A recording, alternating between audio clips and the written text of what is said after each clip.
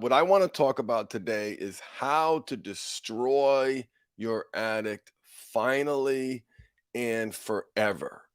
So I want this broadcast to appeal to the people who want to that disease part of themselves, the part of themselves that's causing so much shame, so much suffering. When you think of that part, like maybe to your mind, what comes into my mind, Metallica, seek and destroy. I wanted to destroy that part of me, crush that part of me, that addict part of me that brought me shame was diseased.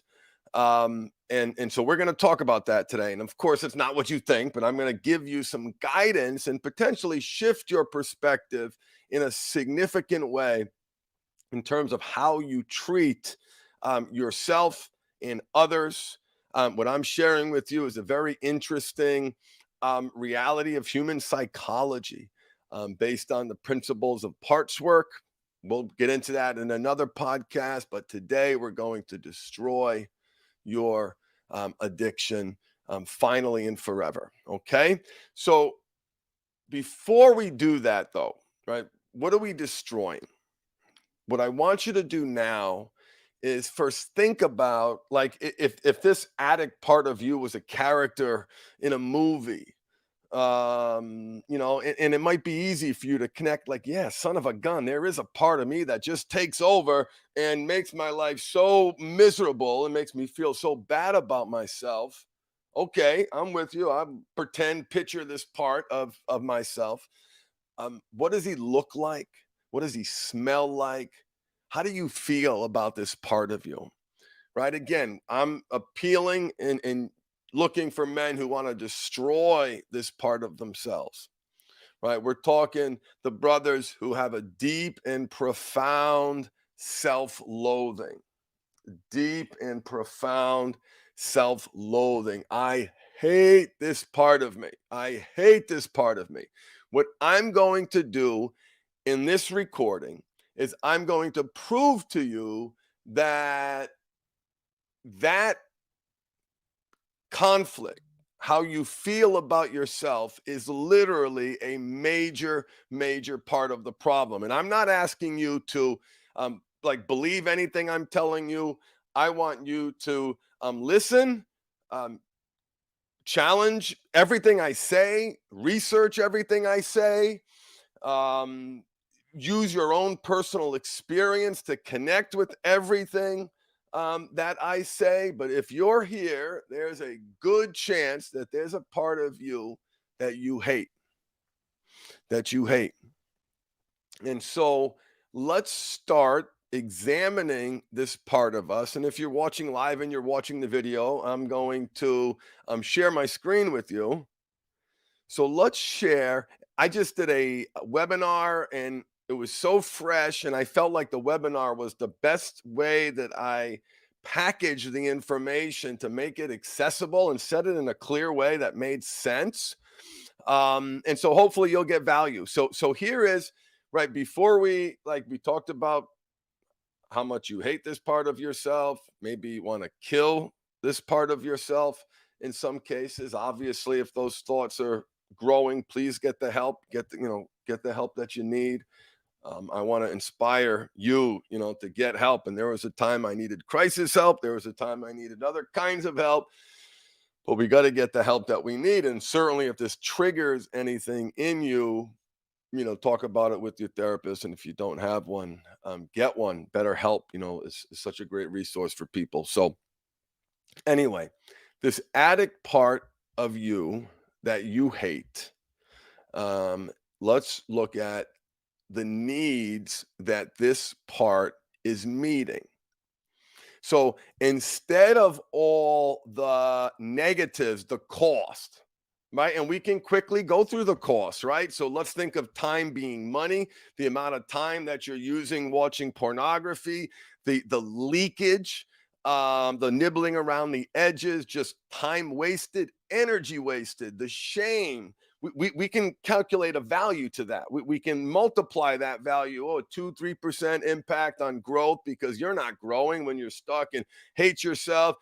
We can calculate the cost of divorce. We can calculate the cost of maintaining two separate incomes, separate households over the course of a 5-10 year period. Calculate the cost. There is value in calculating the cost. Trust me. Trust me. There is just a little bit I said now, let me think about this for a second. People say, oh, no, it's not impacting me professionally. No, it's not impacting you professionally. How do you feel about yourself? Oh, I hate myself. I think I'm a worthless piece of shit. You're not thriving, right? You're not crushing it. You're not kicking ass. So the cost. Let's go the other direction. Let's look at the benefits.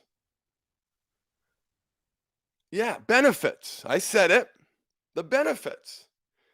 And the name of the exercise is called, what are the positive attributes of your compulsive behavior?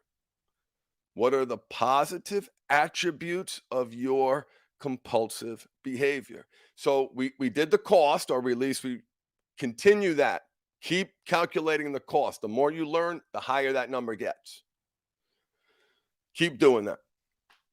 Keep doing that. The sooner you get to happy and healthy, obviously, the better everyone in your life is. What I'm sharing with you today, I believe, certainly is a critical way for me to get there, a critical understanding that my clients need to get there. And I believe what we're talking about today is representing in some form the new gold standard in psychotherapy. We're talking about the internal family systems model. We're talking about the mindful habit system, because we've been doing this kind of parts work now for over a decade. So we're looking at the good parts.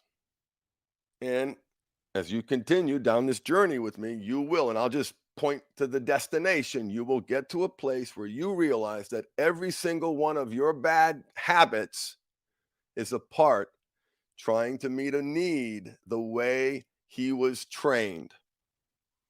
A part trying to meet a need the way he was trained. So let's look at what Addict was trained to do. And this is someone's exercise. This isn't me. I edited it and added a couple of ones together. But let's go through it. Okay. And I want you to think about this in your own life. Because when you really internalize the gravity of the needs that are being met, it's a pretty heavy realization. So, and I'll speak just from my perspective. My addict part provided, we'll use Jason's, provided an escape. An escape. And think how desperately, because how bad he felt about himself and the challenges that he faced. Never felt like he was good enough, but he had this escape. It gave him an escape from stress, work, family, responsibilities, from self-doubt and feelings of inadequacy, from worry, anxiety, and fear. This is his words. Feelings of not belonging. It was an escape from feelings of overwhelm, anger, resentment. It was an escape from the inner sense of wrongness about me. It allowed him to check out for a while where no one can bother me and nothing else matters. I meant to cue up the song, but I'll get a copyright strike if I play it. But you know the song. This is just number one. This is just number one. The needs that the addict part is meeting. Brings immense and intense pleasure and enjoyment. When you do not have pleasure and enjoyment in your life, let alone intense pleasure and enjoyment, because you're so down, because you're so depressed, because you're so disconnected from your partner, because you feel so bad about yourself and work, it brought him immense and intense pleasure and enjoyment. Okay, this gentleman had a fetish and was watching some things that he knew his wife wouldn't like. It made him feel normal. Okay, he mentioned this again, stress relief, coping with stress. It gave him, think about that charge, that dopamine hit, excitement, anticipation. In his mind, because he was so down, he had nothing else to look forward to, but he had this. He had this to look forward to. It gave him a rush. He talked about it allowed him to enjoy other women while remaining committed, even though the impact certainly was analogous, similar. He connected with the woman. He was on social media. Just made him feel connected. He would pretend he was in the scene, helped him relax. It gave him something to look forward to. And here's the kicker. Here's the punchline, or certainly one of the punchlines to me. One of the punchlines that you've already gotten is that he used it to regulate his central nervous system. I used it to regulate my central nervous system. This isn't a horny issue, although libido is part of it. Here's what he says here, and imagine Gollum with the ring. He says, it's mine. It's mine. It's one of the things that I can go to that's mine after dealing with all other responsibilities, work, family, etc. It's mine. That shook me. That shook me. It's mine. So let's reflect. You reflect now and take notes. Make sure you're journaling. You must journal to be successful. To have a great life and channel this powerful energy, you must journal. So write down the needs that this behavior is meeting for you. Right. This bad habit, the same one that brings you shame, the same one that makes you feel terrible about yourself, what needs is it meeting? And the reason why that's critical is because to break a habit, you have to make the right habit that meets the right need. You have to make the right habits that meet the right needs. Can't just make a new habit that has nothing to do. And when you appreciate the needs that this addict part is meeting, one, I think, almost has to, if we do it right and go deep enough and you get it, and my job's to help you get there and inspire you to find a therapist or get help to do this digging, an internal family systems model therapist, or you do the parts work in our program.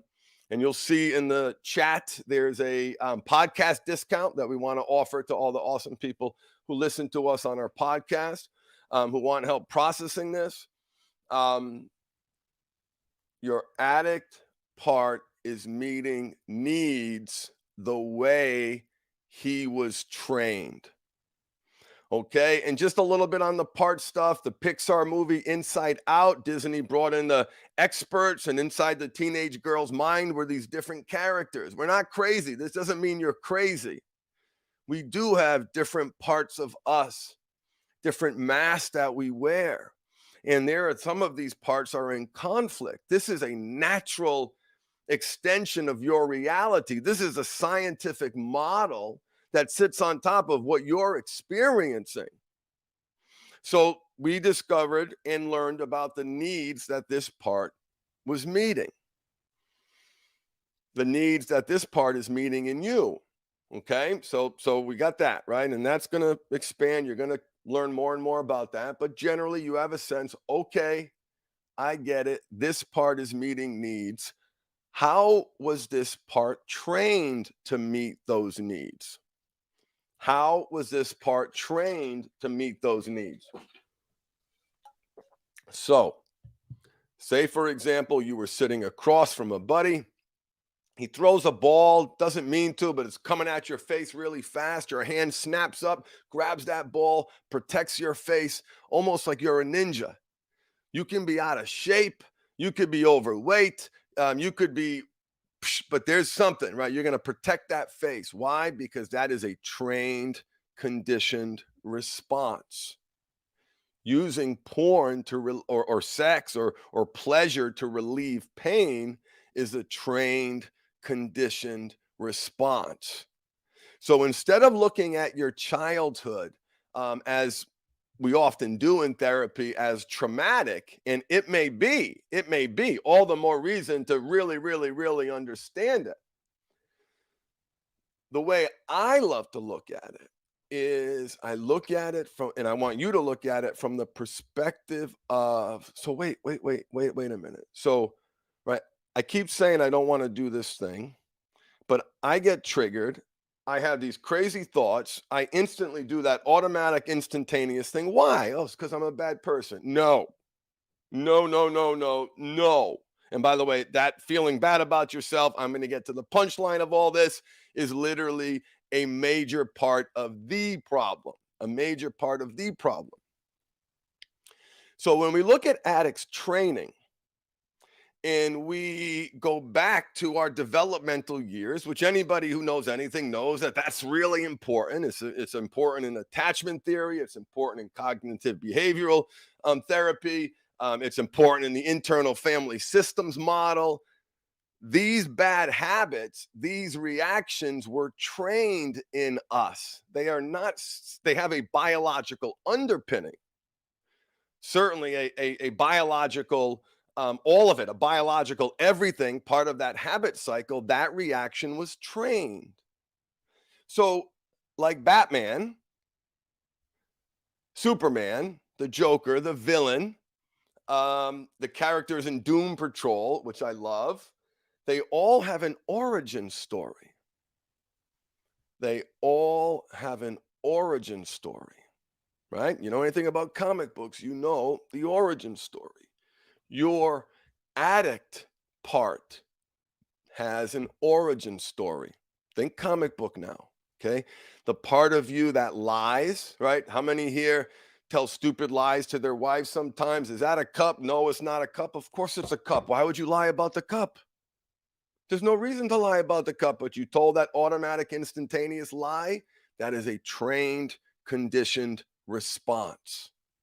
Okay. You get angry in the car, right? I mean, maybe the only part of your day where you are alone and you could have peace and quiet and tranquility. Put on the music that you want as loud as you want, the temperature exactly the way you want it, and you're getting angry in traffic.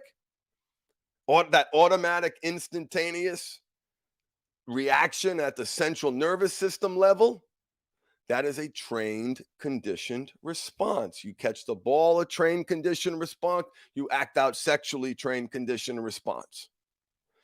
So when you look at the origin story of addict, there's the non-sexual origin story timeline, and then there is the sexual origin story timeline. So let's go look at the sexual origin story timeline. The sexual origin story timeline likely was, if you look at it from a training perspective, and if you look at it as a father today and have a son and realize that you are helping him channel one of the most powerful forces in human nature.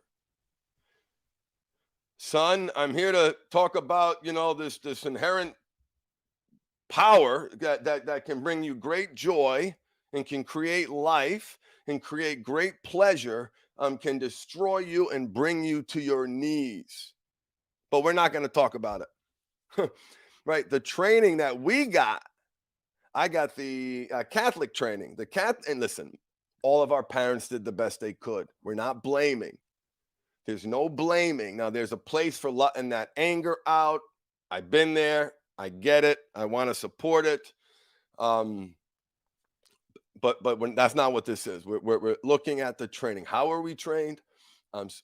Sex was dirty and disgusting. Like, don't touch yourself. That's gross and yuck and penis and bowels and shit and gross, dirty.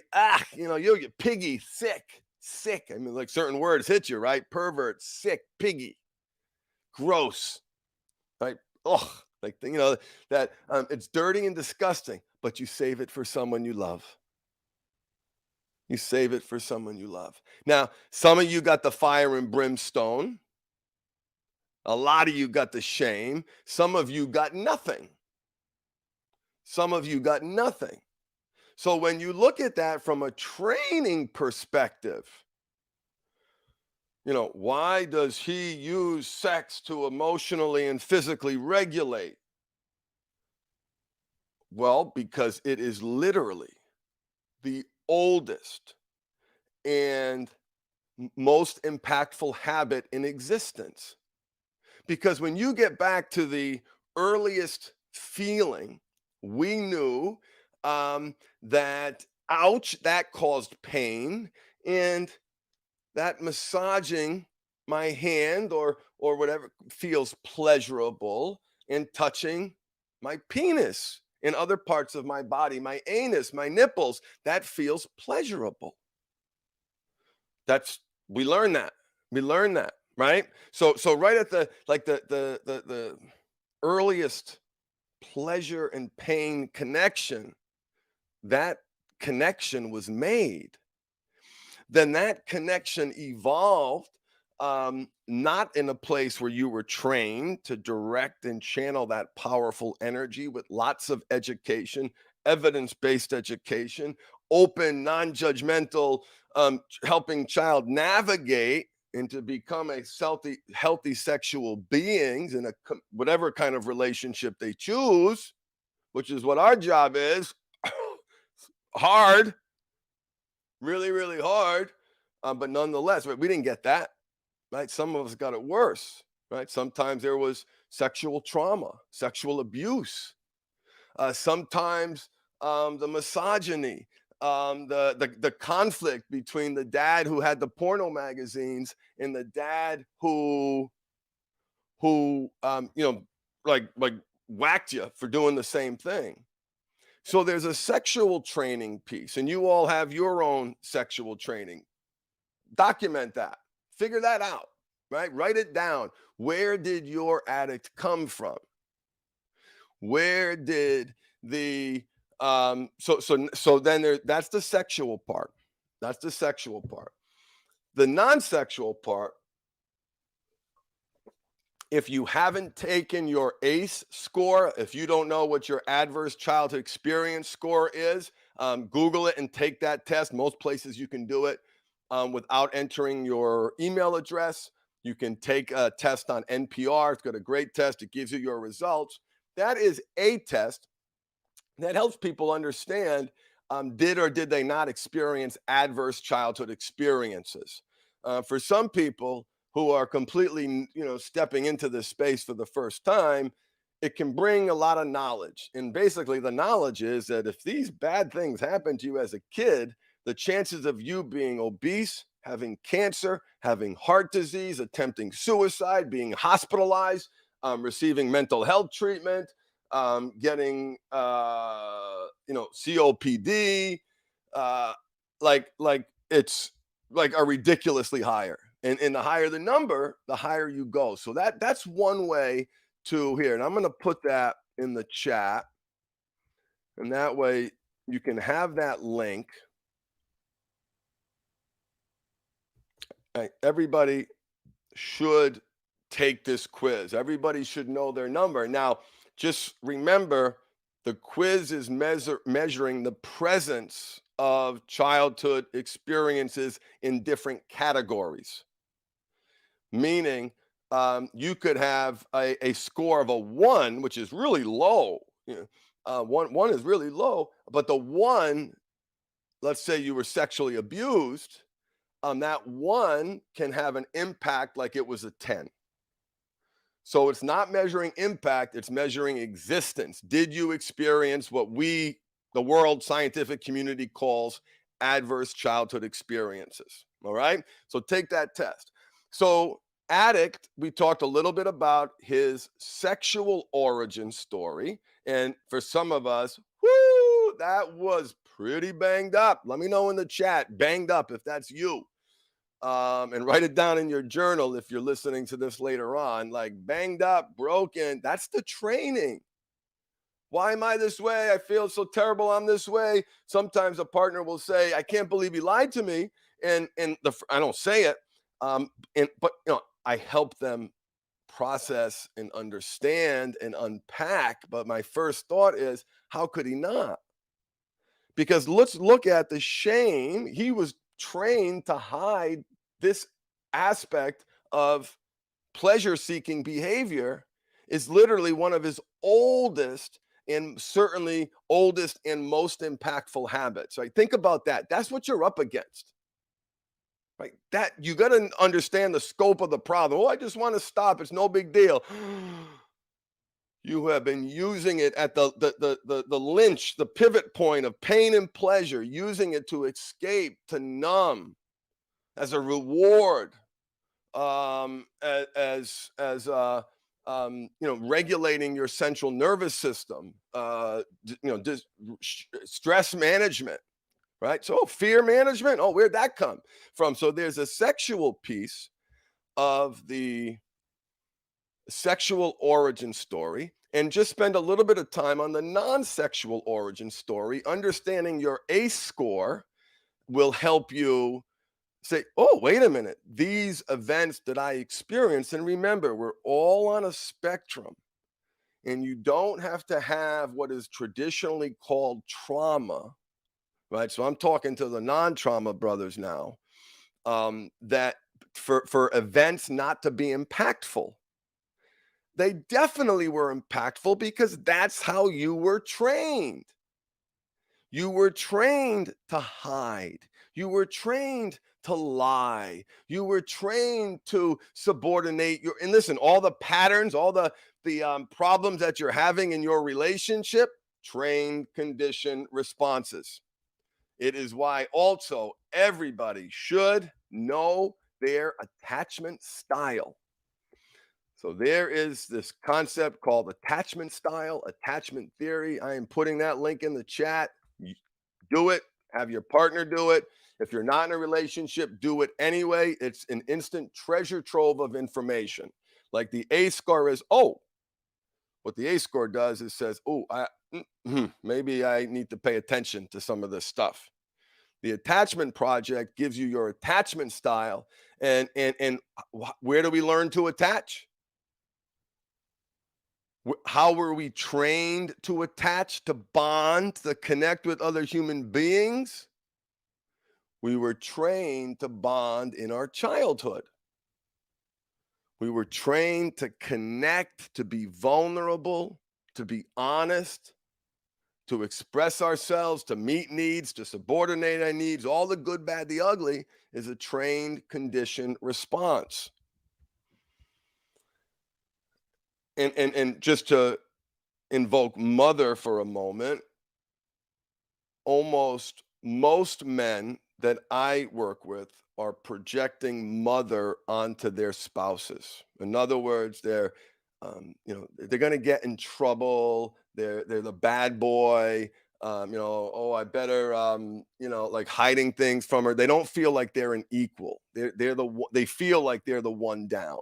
They feel like, the mommy's going to get them in trouble, and then they get caught doing this, and now they got to report out, and here's my phone, and here's my directions, and here's where I am.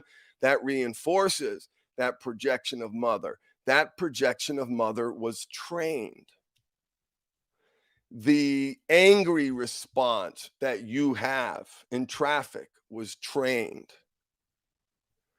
When you respond to your wife's questions by either shutting down or getting angry, or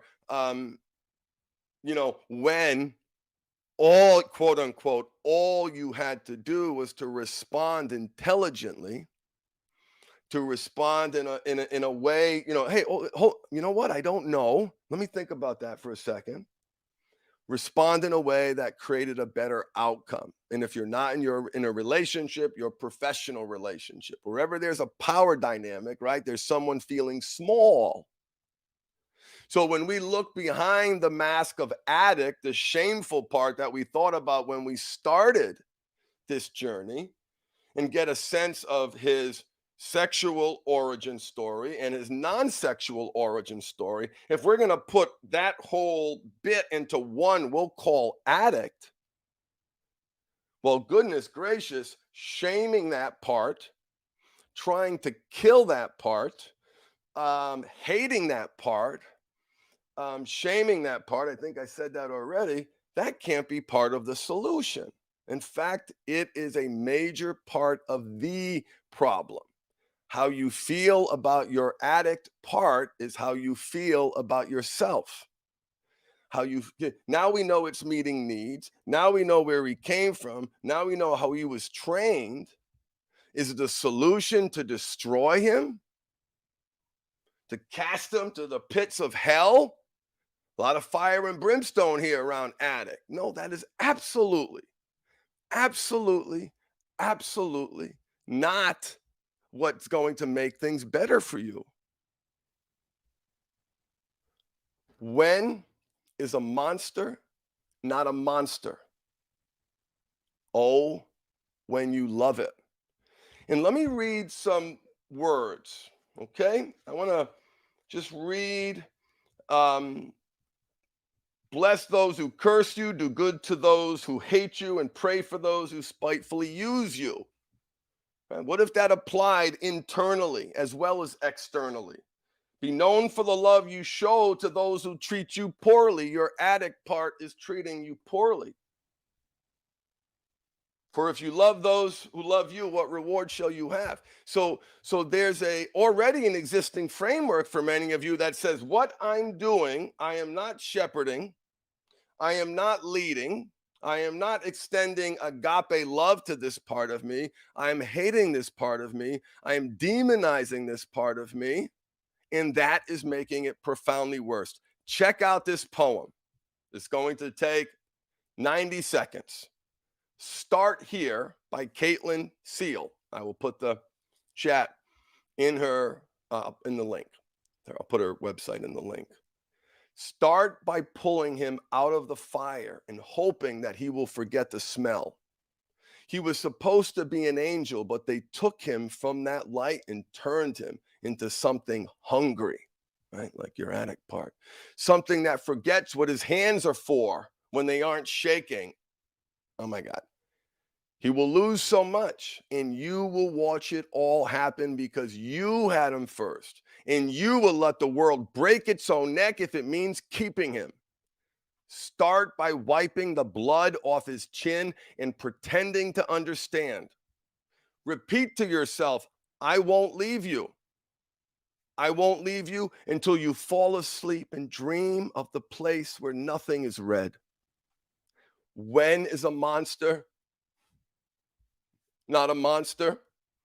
Oh, when you love it. Oh, when you used to sing it to sleep, here are your upturned hands.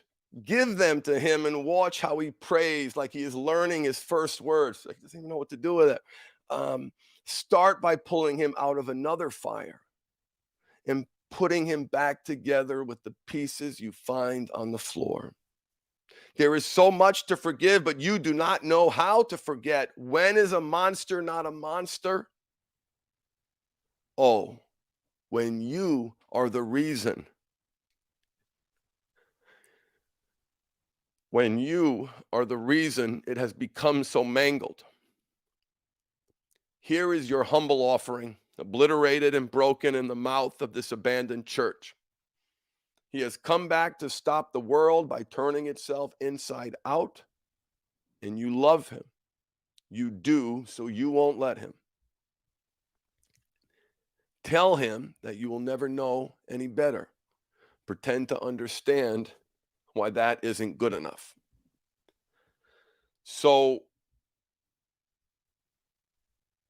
your solution, take that in for a second, right? Your solution is unconditional love. Love for every cell in your body. This is how I had to, okay, every cell, every space between every cell, right? The busted neck, broken hip, corrupted brain, dirty genitals, sick mind, abhorrent thoughts. Yes. Every cell, every space between cell. And it's, it's like parts of me that, you don't believe that, right? The imposter part, the shame part. But here's what listen, your way doesn't work. Your way doesn't work. So I am following the science. I like this outcome better than that outcome. When I hate myself, when I shame myself, when I abuse myself, I want to numb, cope, and escape from that shame and abuse. So no more, no more, no more self-abuse. Now listen, there's a path, there's a challenge. This is complicated. It's why there are millions of great places out there to help you. Celebrate that. Um, that's what it is. You're learning goal, and this is a weird way of saying it, operationalizing love for self.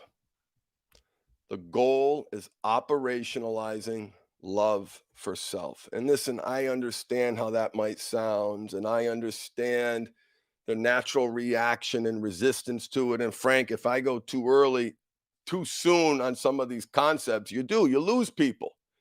Here I am. I'm going to the punchline. I'm going to the place that I know if you keep working on yourself and keep trying to solve this problem and keep that moment when you realize like that liar part is trying to keep you from getting in trouble. The angry part is so you get whatever done needs to get done.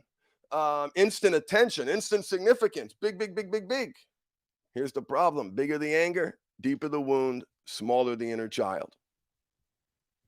That formula has served me well in helping people understand why they're so reactive, right? What is there? You pick a reactive part, an out of control part. We'll together and you start now, find that origin story. How was this part trained? Be in awe of those automatic, instantaneous, negative reactions that make your life worse. Study them. Get a For me, I was obsessed with them. Every energy shift, every nudge, every time I felt like I was slipping into that one down power dynamic with my wife or a business partner or someone bagging my groceries because I got confused and didn't answer the right way. Right? It's everywhere. So learning to manage fear, your central nervous system, and then redefining what's happening at that moment of impact. So at that moment of impact, that trigger, you've made a mistake, you've stumbled on the sidewalk, and your first thought is, you stupid piece of shit. That's what I would say to myself, and I'm just going to use the real language, right? You should not be censoring your journaling or those thoughts. That's a problem. Okay, you're having them. That which you resist persists. So I know my language bothers some people, but I want you to understand why. I want to give you space and inspire you to start writing down these thoughts and start saying, wait a minute, that automatic instantaneous thought that I had in response to that stimuli, get curious about it. Why? Why? That moment, as I mentioned, you trip on the sidewalk, that first thought, you piece of crap, like, whoa, wait a minute. Why did that happen? In that moment, it happened like a nanosecond. If you had to look at like as fast as like seeing light at the speed of light, neurons connecting, right? My first thought was, right? Why is that first thought when I get asked an innocent question about, do you know where the cup is? And I put no, or no, here's a good one. Did you empty the trash? Yes. She comes home, the trash is so no. Now, the good news is you get better at it. The good news is you get better at it. And what you're doing, like just to tie it all back practically, like loving your parts, right? When you love your parts, you're able to work with them. You get the whole team rowing in the right direction. You retrain them. You don't want to be anchored to an addict identity for the rest of your life. You want to be healthy. You want an identity of success, of pride, of resourcefulness and overcoming and whatever that identity is, family, right? You want to be consumed by that identity. And within that identity, there's a deep knowledge and understanding that that energy must be channeled and directed. That part must be managed. So when you experience the inevitable trials and tribulations of life and you're lower than you've ever been, or when you have a triggered like you've never been before, or about to embark on a new adventure and the fear is overwhelming and consuming you, guess what? You're going to have crazy thoughts. Your part is going to awaken. Your triggers and whatever you got going on in your brain is going to awaken. And so that's why understanding these parts and not hating them, why hating them makes things so much significantly worse. So that, my dear friends, is the moral of this story. What can you do from a small perspective, an attainable perspective? Self-care, dial up, 1% a week.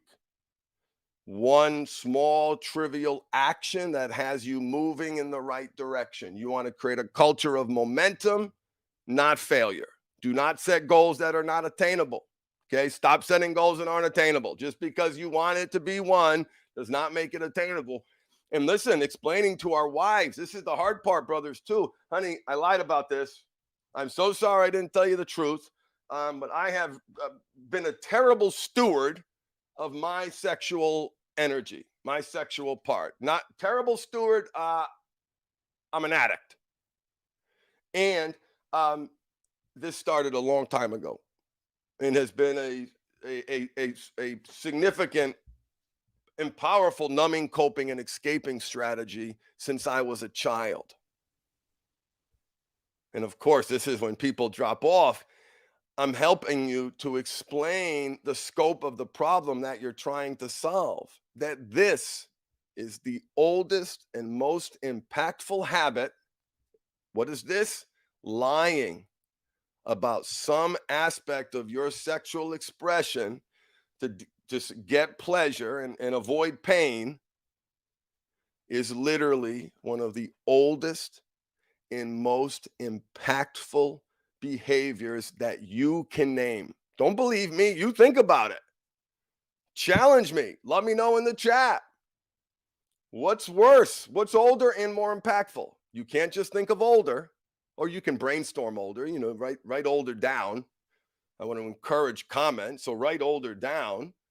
An older habit than you lying, hiding, touching yourself. Older, you'll find some older ones, but when you add the second qualifier of more impactful, no. Nope, nope, nope, nope, nope. You will be challenged in that reality. It's important for you to be able to explain that to your partner, men, because there's a real serious reality. And I'm going a bit off on a tangent. And let me know in the chat if this is something you'd like me to do a video on, please. I want to be responsive to you guys. And don't forget, if you subscribe to me, you can join me live. There's a couple of guys here. You can ask me some questions. I'm posting the links that I'm posting. And what the heck was I going to say? Now I need someone to save me. I hope someone was listening. Oh, partners. Partners.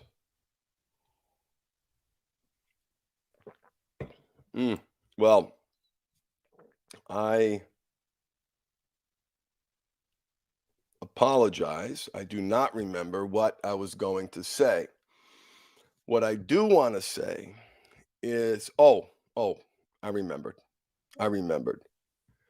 For most of you, your partners are receiving your actions and your lies as you are intentionally doing something to her.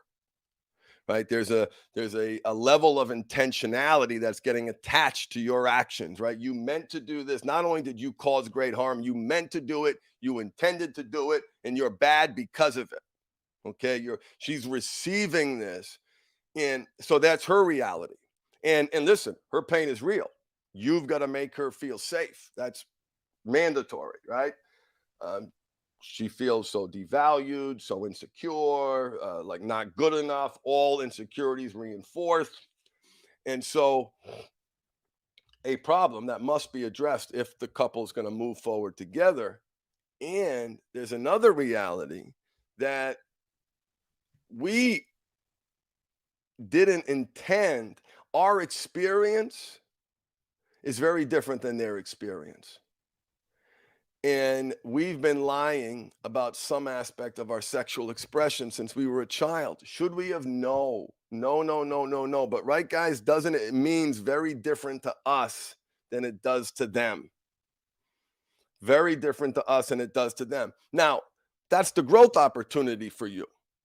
Learning, help me understand your perspective. And there's a reality that at least none of the people I've ever worked with, no one intended to cause that harm. No one intended to cause that harm. And to tie it back, how to destroy your addict, right? Within that sexual, within that non sexual, there's sometimes intimacy issues, sometimes erectile dysfunction issues. Learning to connect is like, think about the training that you learn to connect sexually. Like, it's horrible. It's absolutely horrible. So I want to acknowledge that challenge for some men. But at the end of the day, learning the jobs that your parts are doing, the needs that they're meeting, loving them unconditionally, ending the self feud, the gang war happening in your head, feeling good about yourself. Because people who feel good about themselves create positive outcomes. People who feel good about themselves don't hurt themselves. Don't like, oh, look, I'm not stabbing my arm. I don't want to hurt myself. I'm not going to poison myself. I'm not going to poison my relationship. I recognize that hey, what might be right for someone else is not right for me. So there's an identity with that change. This is a choice. Right? This is how I honor my parts. So that is how you destroy your addict finally and forever. Click the link if you are interested in working with me. Actually, in my core training program, it's a 16-week program. There is a special podcast discount, so you can click that link if you're interested. And I hope you all are well. Let me know in the chat if you have any podcast ideas or any questions I said lead you to other questions. I would love to build on these principles because there is so much to build around these concepts. There are so many layers. Yeah, and I continue to be on my journey and I love sharing it with you. It has been the most impactful thing that I've ever done in my life is figuring out this part stuff and this unmet needs stuff and training and programming and putting all that family of origin stuff in context into a way that allows me to take actual practical value from it. Like, hello, like, what do I do with all that stuff? Right. Well, this gives you a framework on exactly what to do with that training and where to put it and how to heal it and create a framework for moving forward, meeting those needs proactively. So I hope you learned a little bit on more on how to destroy your addict finally and forever. If you are interested in learning more about parts work, I recommend the book No Bad Parts by Dr. Richard Schwartz. That book is No Bad Parts by Dr. Richard Schwartz. The article, How to Quit Bad Habits Without Willpower by the wonderful Eric Baker. I'm going to put that in the chat and send it around with this so you can watch it. And the other book for my Christian brothers, the other book is Altogether You by Jenna Remersima. Jenna Remersima, Altogether You. It is a must read. It is a must read. I have it on every one of my guys' mandatories reading list because it brings the parts science of the parts perspective into an existing spiritual one that like blows most of my clients' minds when we really unpack it. It is unbelievable. It is so impactful. I'm going to be talking about it more just because, just to see the impact that it's had on people, it's been really, really amazing. So, those two resources I highly recommend. And, right away, you can try, right? Try to, whenever you start to yell at yourself or say something stupid, you can use your awareness of that trigger, of that thought, like, oh, right? Kindness. What can I do right now to be kind? Right? If I'm stuck with this part, a flying elbow to the face probably isn't going to inure trust. But is one small trivial action that I can do to love this part of me a little itty bitty teeny tiny bit more? Where within my spiritual framework can I pull? What ideas or what concepts that reinforce that reality? And from a scientific perspective, how you feel about a part is how you feel about yourself. And you will always lose in a fight with yourself. And that is how to destroy your addict finally and forever. Oh, when is a monster not a monster? When you love it. Thank you. I'm Craig Pera. This is Sex Afflictions and Porn Addictions. And if you need more help, visit the website www.themindfulhabit.com.